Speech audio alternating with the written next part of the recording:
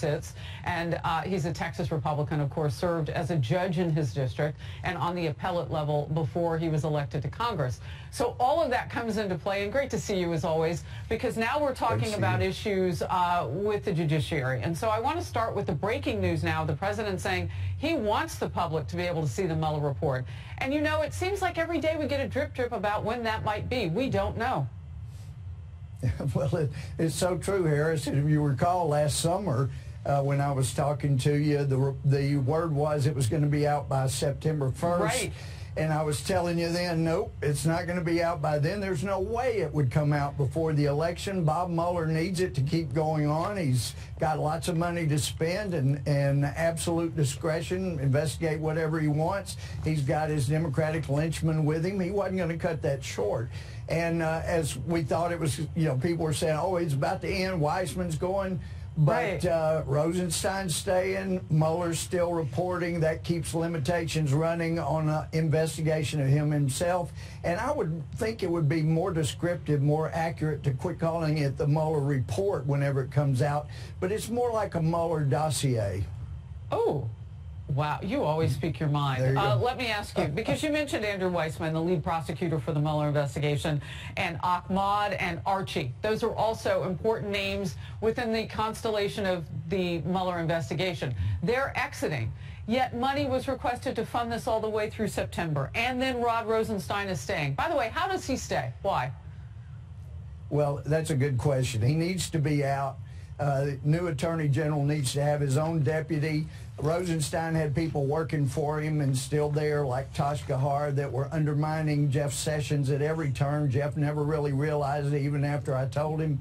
But Barr needs his own people there around him, people that he can trust 100%, and he cannot do that as long as Rosenstein is there and has his henchmen working for him. He needs to go. I want to share this because our chief correspondent on this whole issue, Catherine Herridge, is getting a take here. This is from her. This appears to be the most broad public attack directed at Mueller, calling him unelected, contrasting with the president's electoral win. Your thoughts on that?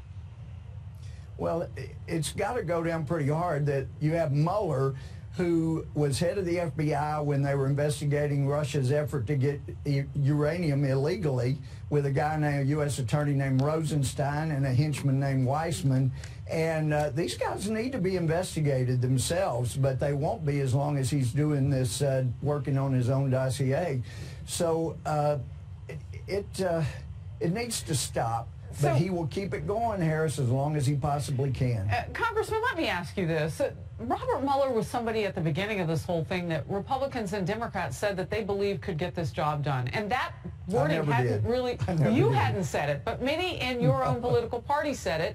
And William Barr said it at his confirmation hearing, because they've known each other a long time. That's where we started to first learn of that relationship, Barr and Mueller. And so then also coming up at that hearing was that we would probably get to see that report per rules and regs. What has changed, do you think? I mean, I hear you calling it the Mueller dossier, and you've never been in his camp. Yeah. But is the tide changing now for Robert Mueller? I think it is changing now. Why? Now that the Democrats are anxious to get this, whatever you want to call it, out. But the reason I voted to make that public is we've already seen that Mueller and his henchmen, they leak stuff when they want it out. And there's no doubt in my mind that the people that are still working with Mueller, they would be leaking stuff, even though it's a crime, they'd be leaking things that are negative to President Trump, and they would not leak anything that was positive to Trump. So the only way we could be assured that the whole thing, positive and negative, would come out, not just negative, would be if the whole thing is made public. So I hope it is. Well, the only pushback on that would have to be with that BuzzFeed report, and Mueller, in kind of rare fashion, came out and said, and poo-pooed that. He said, that is not true what you're reporting. So that was really the only indication that we've gotten that anybody would speak up on the record about it. They still have an investigation to carry out. What do you make of the president now so boldly coming out, particularly against Robert Mueller? It isn't just what he's called the witch hunt, which, by the way, when you look at polling this week, an increasing amount of Americans are saying that could be true. It could be a witch hunt. It's so far and broad. That's right. But back to the issue, why the president now? Well, the president has got to be getting disgusted. It was used for 2 years to affect the midterm election, and certainly did. And I can tell you one of the reasons I believe Mueller may want to keep some of it private.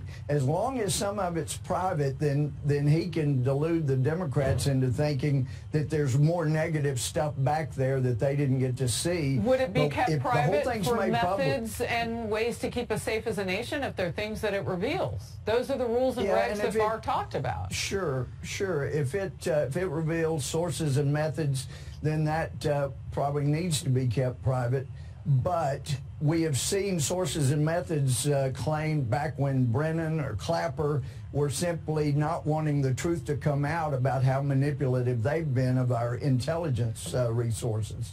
Interesting. You bring up John Brennan, former CIA director. 2 weeks ago almost, he said to, expeditiously expect this Mueller report to come out. Why are people getting this so wrong? Is there something happening? And you sit on the House Judiciary, so you know how investigations go and how they can wrap up. What's happening at the end? They didn't get a sit down with the President of the United States, so they're wrapping this up. Tick off some things that they might want to be looking at this point. The Mueller team? I mean, I want to get into your mind as a former judge and prosecutor. Well, and I can get into... I was a good lawyer because I could anticipate what the other side was doing, and what they will be looking at is anything, last-ditch efforts to try to hang something nasty on top of Trump. And with when you've got guilty pleas coming out, people being sentenced, they are still trying to get people to turn on the president. I think they continue. They're hoping surely one of these guys will come forward, even if it's a lie, and give us some real dirt on the president. That's, I think, is one of the reasons they also have kept dragging this thing out, hoping they'll get somebody besides Cohen, a serial liar, to come out and help them nail something on the president. But I don't see that happening. Congressman Louie Gohmert breaking down the breaking news that the president is going after the Mueller report, wants the public to see all of it. Good to see you from the great state of Texas. Thank you very much.